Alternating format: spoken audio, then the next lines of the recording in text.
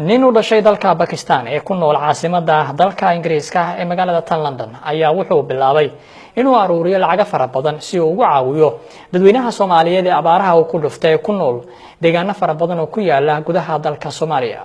Arintani ayaa wixii soo jeedatay warbaahinta gaar ahaan warbaahinta Soomaaliyeed. wuxuuna ninkaani la kulmay mid kamid ah wariyaasheena magaalada London sida warbixintani uu ku eegayo Maxamed Qadar Ali Gaasan.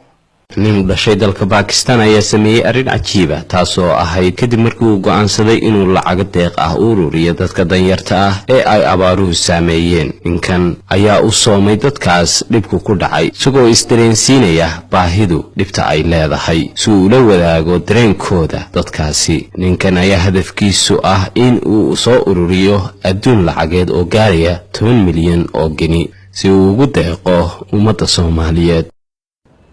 People dying in Somalia with hunger and thirst, and honestly speaking, I make a witness that I felt big shame that here we are eating and we eat so much that we have to do exercise to digest it, or we have to eat tablets like cholesterol, blood pressure, heart attack, just to control whatever we eat. And here in Britain, or in America, or in Europe, or all the countries which are well off, people are dying because of too much food. So, Alhamdulillah, I have seen before, I'm raising, fundraising, doing fundraising from ages, but I hardly see people contribute 2 pound, 3 pound, 5 pound. But now, Alhamdulillah, when I started this fasting is not like Islamic fasting that finish at sunset, but I have done fasting until either we raise 10 million pound or Allah subhanahu wa ta'ala give excessive rain in that land to finish the problem. By grace of Allah, I have made a pledge that whatever contribution will be collected in best tutors from our staff and students, I will put equal amount to that to make it double and give inshallah to both of these charities equally. Say for example, if 50,000 pound is collected, I will add 50,000 from myself, and if 100,000 will be collected, inshallah by grace of Allah, I will add 100,000 to make it 200,000. So please pray to Allah subhanahu wa ta'ala that Allah subhanahu wa ta'ala give me tawfiq to do it. Jazakallah. Annago gabdhaha hooyooyinka best tutors shaqaalaha waxaan sameynay collection lacagtaas oo ugu talagalay dadka masaakiinta ah ee abaaraha ay ku haystaan wadamadeena.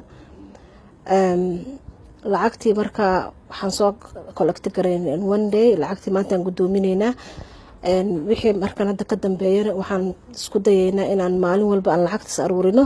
tihiin maanta waxaan halkan u nimid walaalkeen wuxuu ka mid yahay dadyowga ma garanaysaa haddaynu khaasatan weliba Soomaalida nahay aad inoo caawiya mashaariicda faraha badan aan sameynay wax ka qabtay khaasatan riigaga ilaa iyo 6 riig ilaahay sabab uga dhigay ma garanaysaa inala qoday mashaariicdaas oo dhan wadankii nala tagay mashaariic waaweyn oo fara badan doonayay inuu nala qabto.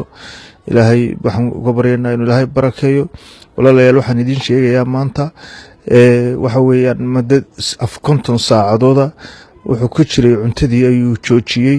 sababta uu cuntada u joojiyayna wuxuu leeyahay waxa weeyaan waxa damiirkaygu isiin waayay beridood wadankii ka soo noqday iyadoo dadka walaalahayga ay baqtiyaan inaan aniguna ma garanaysaa aan dhergo sida daraadeed isagoo cuntayn karaya adduun haysta 100,000 lacagana hore inoogu deeqay haddana wuxuu go'aan ku gaadhay inuu ma garanaysaa cuntada uu iska taago.